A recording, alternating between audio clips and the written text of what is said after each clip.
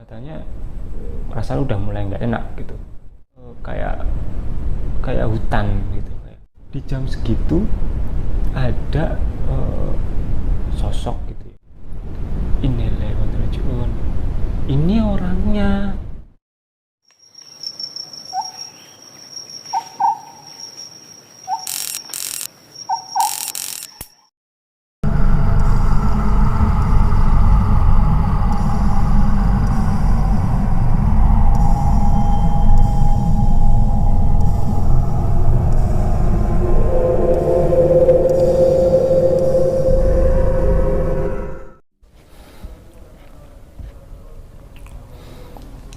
Assalamualaikum warahmatullahi wabarakatuh. Selamat datang di channel Lawang Kisah. Hari ini saya akan menceritakan sebuah kisah yang berasal dari keluarga saya sendiri. Kisah ini berawal dari tahun 2013, kalau nggak salah 2013 bulan Agustus. Jadi pada tahun 2013 ini ceritanya saya mau diwisuda waktu itu di salah satu kampus di Jogja. Kebetulan keluarga saya dari Brebes gitu ya, Jawa Tengah. Terus mau ikut wisuda di Jogja gitu. Di situ awalnya baik-baik saja, berjalan seperti biasanya persiapan wisuda. Saya dengan teman saya di kos gitu, persiapkan buat besok acara wisuda gitu, untuk persiapan baju, toga dan lain sebagainya sudah disiapin semua di kos. Terus keluarga saya juga udah mulai siap-siap di rumah, itu mulai berangkat. Itu sekitar habis isya, sekitar jam 8 malam atau jam 9 malam, kurang lebih segitu. Keluarga saya itu kebetulan berangkat pakai mobilnya nyewa ya. Kebetulan hari itu mobilnya nyewa.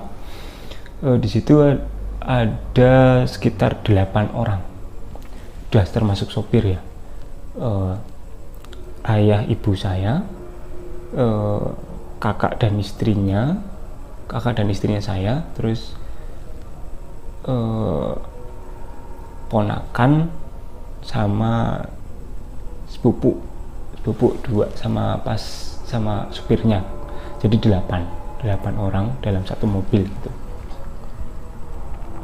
Terus berangkatlah dari sekitar jam 8 atau jam 9 malam mulai berangkat dari rumah. Terus pamitan juga, nggak lupa pamitan sama saudara yang lain juga, biar didoakan gitu. Mau berangkat ke Jogja, mau wisuda gitu kan. Keluarga saya gitu yang pamitan sama saudara-saudara yang lain. Habis itu berangkat, perjalanan lancar. Waktu itu nggak hujan, jadi pas biasa gitu ya. Berangkat dari rumah bareng itu, naik mobil sewaan gitu. Terus berjalan lancar, terus sampai mulai keluar dari kota Brebes. Itu udah mulai keluar kota Brebes. Sebenarnya kata saudara gitu, sepupu itu katanya perasaan udah mulai nggak enak gitu. Tapi ya udah dilanjutin aja gitu, biasa. Terus sampai mana itu ya, pokoknya sekitar setengah jam 1 jam perjalanan, ketemu rel kereta api gitu. kok lama banget itu. Ya sudahlah, nggak masalah, ditungguin. Habis itu udah lanjut jalan lagi gitu. Dari situ udah mulai nggak enak perasaan. Terus lanjut nggak tahu sampai mana, sekitaran udah mulai tengah malam ya, sekitaran pukul 12 malam sampai jam 1 malam lah kira-kira. Itu supirnya itu bingung. Catatan dulu untuk supirnya ini kan, dia udah terbiasa ya, udah terbiasa mondar-mandir Jogja, Brebes itu udah mondar-mandir, udah biasa. Sebelumnya pun, hari sebelumnya pun dia katanya udah habis ngantar Jogja ke Jogja, habis ngantar orang juga katanya ke Jogja. Jadi ya udah terbiasa, sangat terbiasa gitu. Terus nggak tahu kenapa sekitar jam 12-an gitu, tengah malam, entah itu nyampe kota mana gitu ya, dia bingung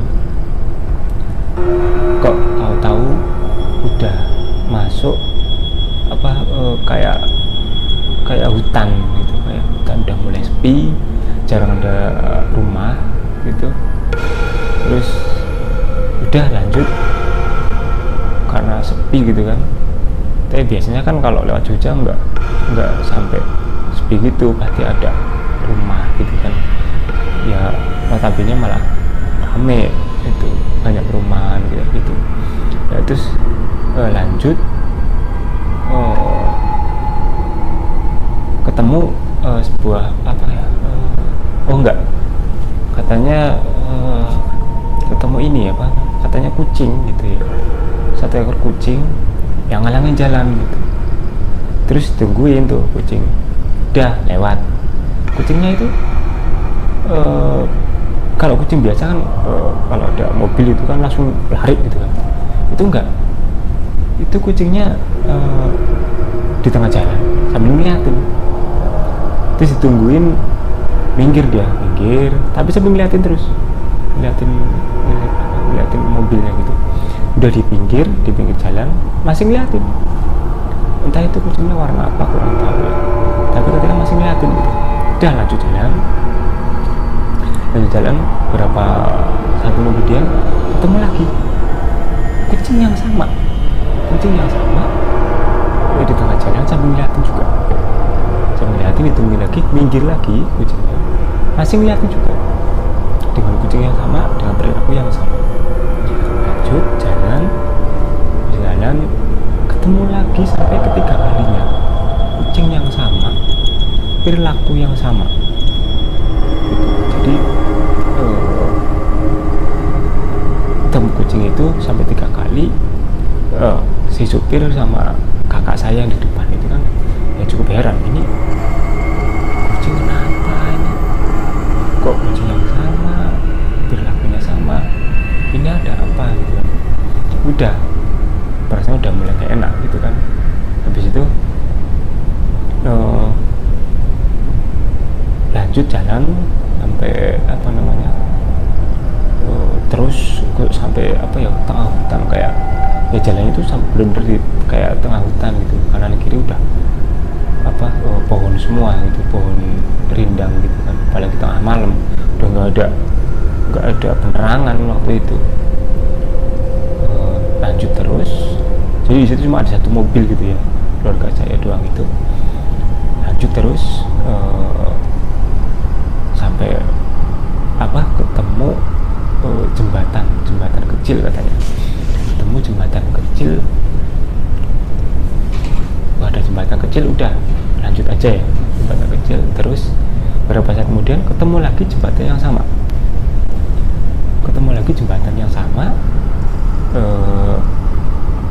waktunya nggak begitu jauh gitu ya, ketemu lagi jembatan yang sama.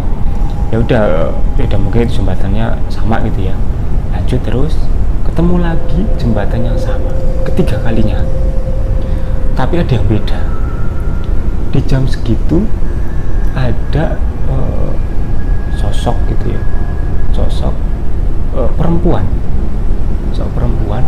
rambutnya putih panjang, pakainya kurang tahu pakainya apa, pakainya kayak gitu jelas gitu ya, nongkrong duduk ya, di jembatan itu, di tepi jembatan, di jembatan ada pagar gitu, nah itu duduk di situ, duduk di pagarnya itu sambil nongkrong gitu, sambil rambutnya panjang gitu warna putih, orangnya sosoknya itu kelihatan sudah tua ya, nenek-nenek gitulah, simbah-simbah gitu. Udah itu udah aneh banget. Itu yang melihat itu katanya supir, kalau nggak salah sama kakak juga, tapi jelas itu supirnya itu ketemu itu melihat katanya, tapi nggak ngomong sama yang lain, udah diem aja. Yang lain juga udah langsung lanjut perjalanan, bisa lewati jembatan itu, ketemu mobil, entah itu mobil apa, cuma satu itu mobil di depan.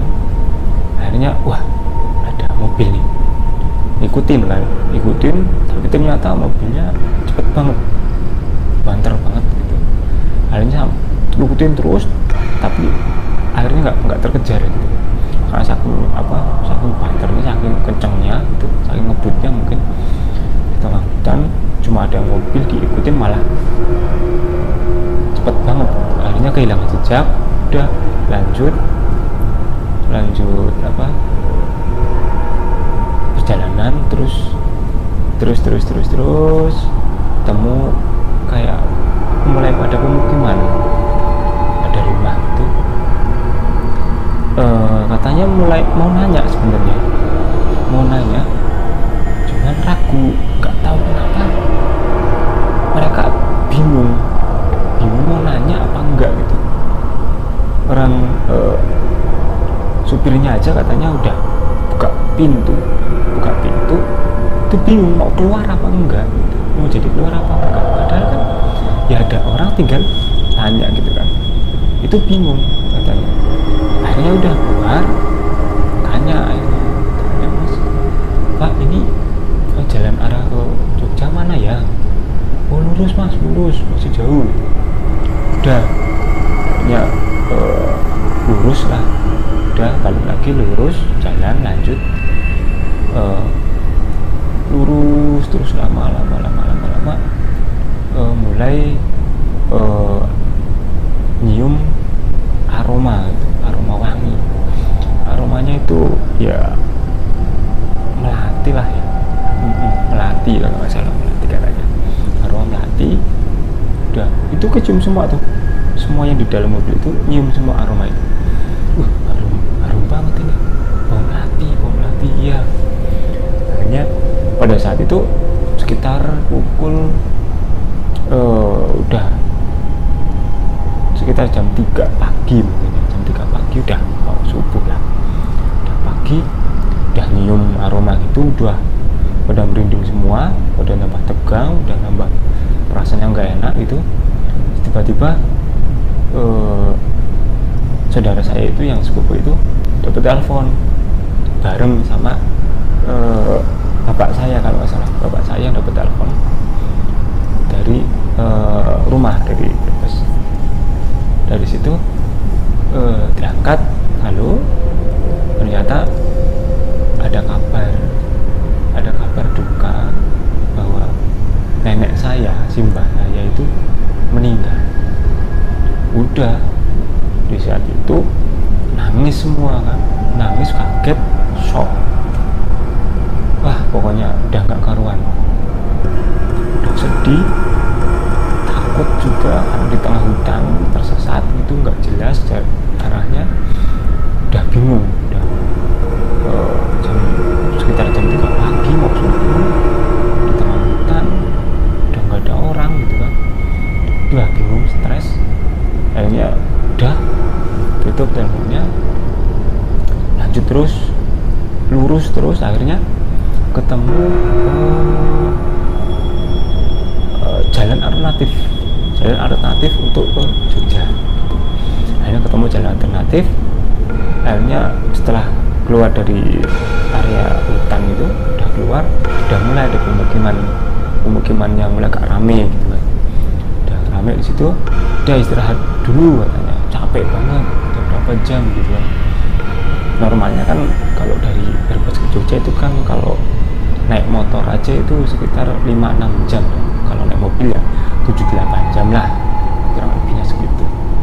Yaitu istirahat dulu, istirahat di tengah jalan kalau nggak salah sih, di mobil gitu di tengah jalan, di tepi jalan gitu, minggir masih di mobil gitu, istirahat dulu, capek gitu kan.